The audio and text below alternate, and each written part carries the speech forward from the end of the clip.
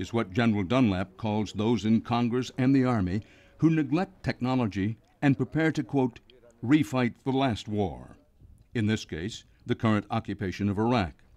He worries we're distracted from what really matters, building a military to fight flies while the vultures circle. As much as we're concerned about a weapon of mass destruction getting into the hands of an individual terrorist or group, the fact of the matter is, as horrific as that would be, a few of those weapons are not going to destroy the United States. It would take a major state power to be able to do that. But we will see them resurging in the future, and we have to be prepared. You take it easy, good. Nice talking to you. All right, peace out. Get out, get out. Escalated in the forest. What happened? Just escalated on him.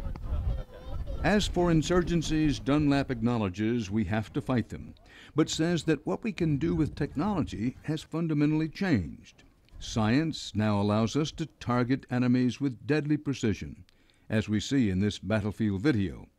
General Dunlap says when the United States provides the high technology, the native government's army can do the work on the ground. I believe that we ought to leverage technology to do some of that counterinsurgency.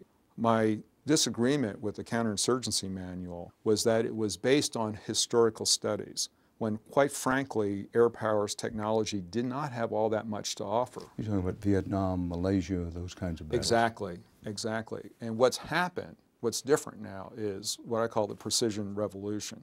It's a little bit unpopular these days to talk about high technology because it's equated with high-cost weapons. But the fact of the matter is, in my judgment, this country is a technological country. That's always been our strength.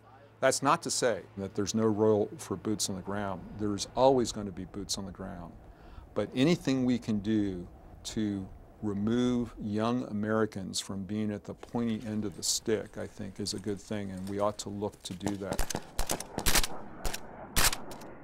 One of the things that I like about our reconnaissance capability is the enemy never knows whether he's being watched or not, or listened to, or how he's being tracked. You know what these guys got to do? He's looking around. Get the guy in the field. Get the guy in the field. Ryder, see this? Yep. I got a guy running, throwing a weapon. Smoke him. Hit him. Got him. Good. Second one. Hit the other one. I want him to be worried all the time about what our capabilities might be. Because in a perfect world, what we do is we drive the Saddam Husseins in the world into spider holes. Because if their command and control is in a spider hole, we win. And so that's what I think we can do with our technology, and we can do it better than anybody else. Still, whether it's General Dunlap's high-tech weapons or Fort Irwin's boots on the ground, there's agreement that counterinsurgencies will continue to be a major focus for the U.S. military in the years ahead. Now, when we return, we talk to one war hero who sees the military heading down a self-defeating path.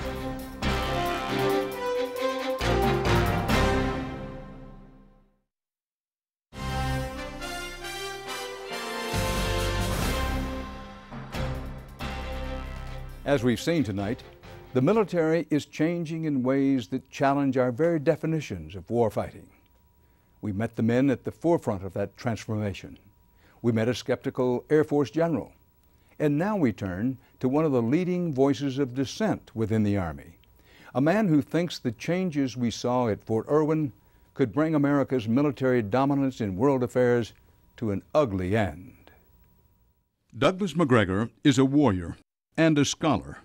He led the soldiers of the 2nd Armored Cavalry to victory in the First Gulf War and got a Bronze Star for it. But he also has a Ph.D. in international relations and has written 2 controversial books on military reform. Colonel Macgregor, now retired, feels that the direction the military is headed today could have dangerous consequences tomorrow. Does the United States at this moment have a strategic worldview, and are we following that strategy? Well, that's the $60,000 question, and the answer is no. There is no larger strategic framework that links the use of military power to attainable political military objectives of any kind. We really haven't had any such strategic framework for at least the last 130 years. In your considered judgment, what should be the purpose of our strategy at this time? We absolutely must do business with the rest of the world to survive. We have, for the last 200 years, increasingly become the engine of prosperity for the world. In other words, our economy drives the world economy, which is a very good thing. To do that, we have to have access to markets and business. So you maintain forces for the purpose of protecting your commerce and having access to markets and business. This is why the British organized the alliance against Napoleon, who was trying to exclude them from continental Europe. It's ultimately why we opposed communism, because we wanted to open these countries up to make them part of the larger world economy to which we need access. So access, more than anything else, to markets and business drive your interests security-wise. And that says something about the kind of force you want to maintain. What does it say about the kind of force we want to We maintain? don't have borders that we need to defend. Our borders are already defended. We're surrounded largely by water. So how do you justify a large land force when there are no enemies impinging on your territorial integrity? You don't, is the answer. You can't maintain a large standing army. You can only maintain enough land power that is required for your ability to periodically intervene for short periods of time to maintain access to markets and business. At the present time, we have obligations to the defense of Europe, the defense of Israel, the defense of Japan, South Korea. Can we meet our obligations with the size military force that we have now? Absolutely. There are no large armies mobilizing to invade Central East Europe. The Russians maintain large armies largely because they have very serious enemies to the south and to the east, because they have indefensible borders. We don't face that kind of strategic problem, so there's no requirement for us to do that. There are no large armies mobilizing in Iran about to overwhelm Iraq, contrary to popular belief. There are no armies anywhere in the world today, quite frankly, that present a huge strategic threat to the United States. How is it that an officer with the kind of combat record that you have winds up having such, what many people would say, such modest goals for the U.S. military?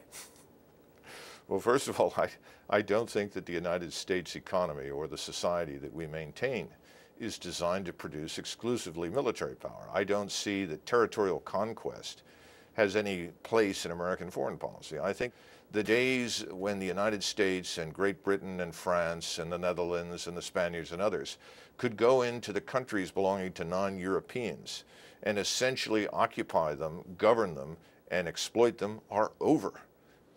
People are very, very expensive. Every 10,000 troops costs well over $1 billion to maintain. So it would stand to reason that you need to organize this ground force efficiently and effectively so that you get the maximum potential combat power out of it. That's not how we're organized right now. We're still organized as small versions of World War II formations. You've got to be able to cross service lines to get the capabilities that you need when you need them without interference from this enormous service bureaucracy. Don't we have that now? No, absolutely not. The services control all of the money. If you want to know who has power in Washington, you ask who's got the money.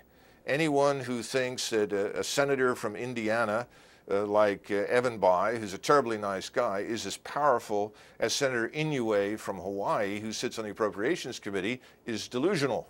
Senator Inouye is much more powerful because he controls money. Move to the military. The money resides with the service chiefs. The service chiefs preside over enormous bureaucracies that have grown up over the last 40 or 50 years of the Cold War. They are married to the defense industries.